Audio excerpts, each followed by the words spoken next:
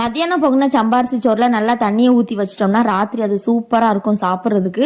அதில் கொஞ்சம் உப்பு தயிர் ஊற்றி சாப்பிடணும், அவ்வளோ ஒரு டேஸ்ட்டாக இருக்கும். தயிர் தேவைன்னா ஊற்றிக்கலாம், இல்லைன்னா இல்லை.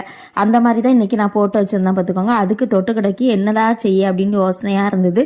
சரி, கொஞ்சோண்டு இறாலும் கொஞ்சோண்டு நண்டும் இருந்தது.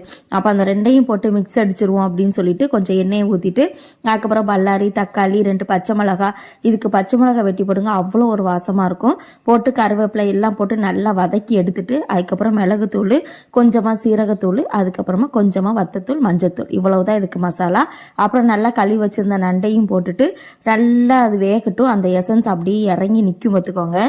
அதுக்கப்புறமா அந்த இறால் நம்ம ஃபர்ஸ்டே போட்டுறக்கூடாது. நண்டு நல்லா வெந்ததுக்கு அப்புறமா இறாலை கடைசியில் நம்ம போட்டு அந்த மசாலாலாம் அப்படியே பெரட்டல் மாதிரி ஆயிடணும். ரெண்டையும் சேர்த்து நல்லா பெரட்டி பெரட்டி எடுத்தோன்னு வச்சுக்கோங்களேன், அந்த இறாலோட ஃப்ளேவரும் அந்த நண்டோட அந்த எசன்ஸும் அப்படியே இறங்கும் பார்த்துக்கோங்க.